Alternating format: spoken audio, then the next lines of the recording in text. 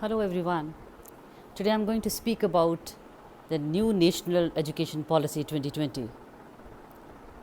And I would begin with the quote of Albert Einstein: education is not the learning of facts, but the training of the mind to think.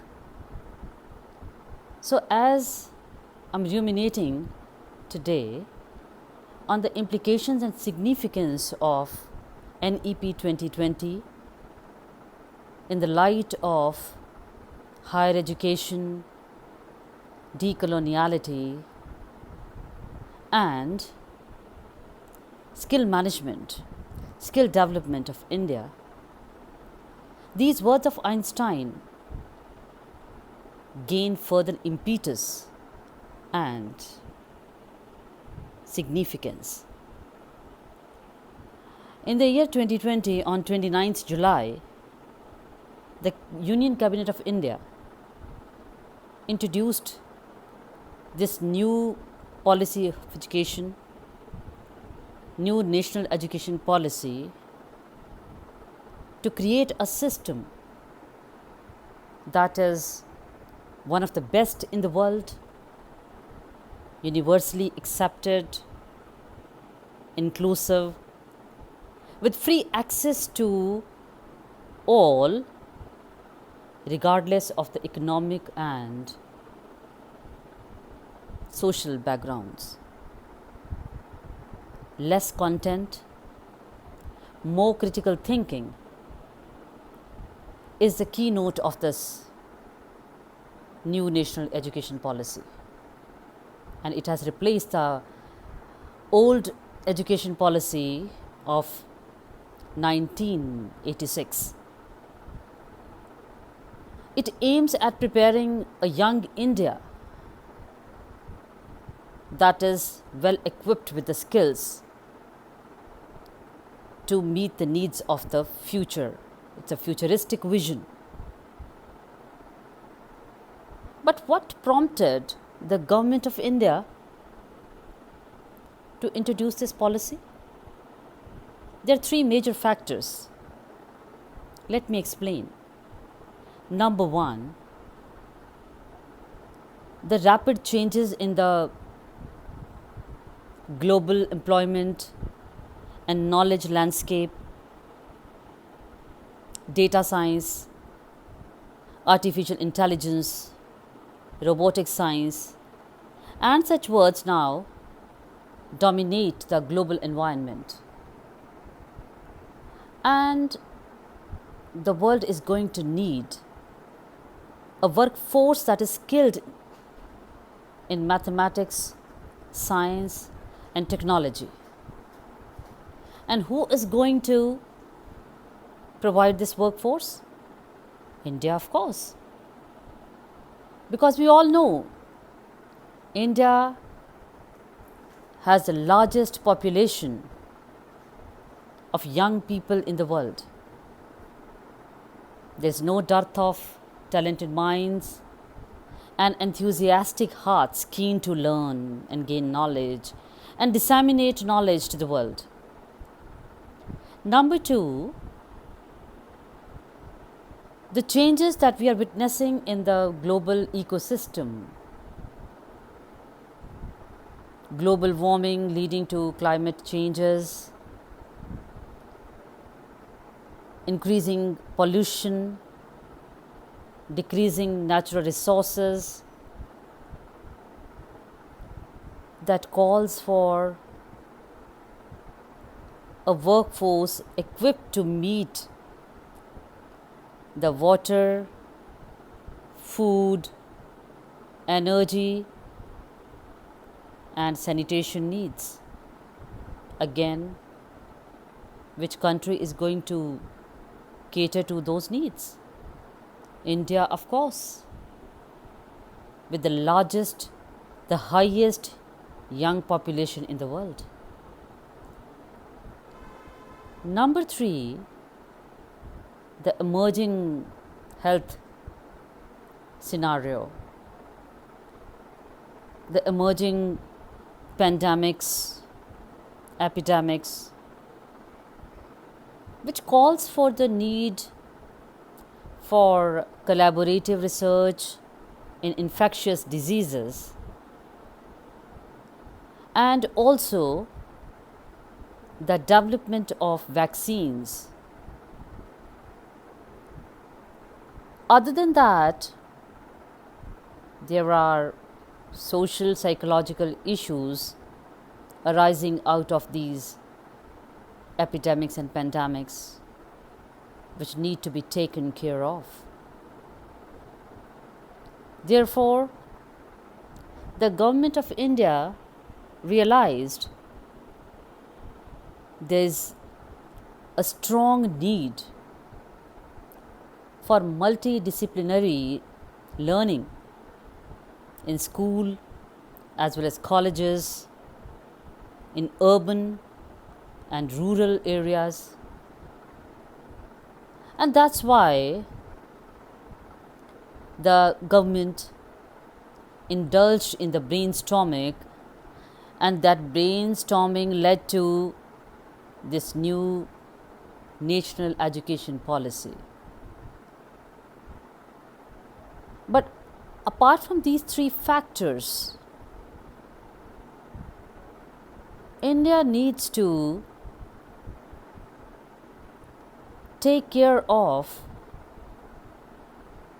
the young minds in such a way that they are equipped with life skills. When they move out of their alma mater, they are able to take better decision making, they are able to take better decisions, they are well equipped to face life's challenges. And that takes me to explain that word that I used at the beginning, decoloniality. What is decoloniality? It gives us a way to re-explore and relearn the knowledge of ancient India that has been pushed aside, that has been rejected, forgotten, buried by the so-called colonial forces and the modern powers. For that, we need to look back in retrospect at the ancient India, where the educational institutions like Takshashila, Nalanda, Vallabhi, and many other education institutions set up the highest standard of multidisciplinary learning and research. They hosted a huge number of scholars and students from all across the globe. Chanakya, we all know about him. He was the Acharya of Takshashila, the author of Arthashastra, Chanakya Niti. We have been reading about Chanakya Niti, Sam Dam Dand Bhed, his mool mantra for triumph in all situations. प्रलय और निर्माण शिक्षक की गोद में पलते हैं. The famous lines for teachers that they have been inspiring the teachers for ages. Other than Chanakya, Sushruta, the first plastic surgeon in the world. He is known as the father of plastic surgery. Aryabhatta, who gave zero to the world. Charak, Patanjali, they gave a new line of medicine, Ayurveda, to the world. Yoga also. Maitreyi, Gargi, Panini, and many other scholars. They have been born on this land that is Bharat, that is going to be self-reliant in the near future. आत्मनिर्भर भारत, अखंड भारत का सपना जो देखा था चाणक्य ने, that led to आत्मनिर्भर Bharat as well.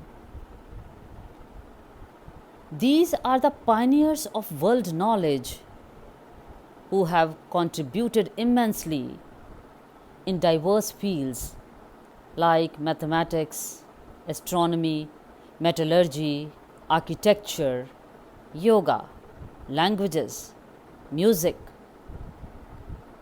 surgery, and so many other fields.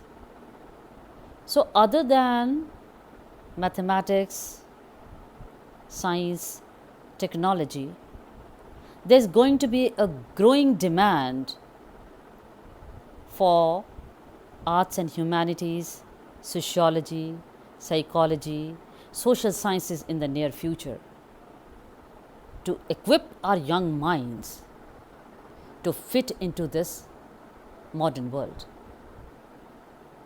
Because Sarvepalli Radhakrishnan said, if education does not mold character, if education does not create humanity in hearts and wisdom in mind, then all the professional, technological, and scientific triumphs are meaningless. This is education that goes beyond academic and professional, that enlightens the soul. So, 3 words: educate, encourage, enlighten. These are the motto of this new national education policy. And we must again think of the lines of Rabindranath Tagore when he envisioned an India that is aligned with the high goals, aspirational goals of 21st century, and an India that is living with harmony with the rest of the world, giving a message of peace and solidarity to the world that is a dire need of the modern times. So I wind up with the beautiful lines of Tagore from the poem Where the Mind is Without Fear. And I quote, where the mind is without fear and the head is held high, where knowledge is free, where the world has not been broken up into fragments by the narrow domestic walls, where tireless striving stretches its arms towards perfection. O Lord Almighty, that is the world that I want my country to awake. We need such Bharat that is self-reliant, enlightened, creative, analytical, innovative, assimilating, and living in harmony with the world. Thank you, friends. I hope you like this video, and if you do like it, please subscribe to my channel. Thank you.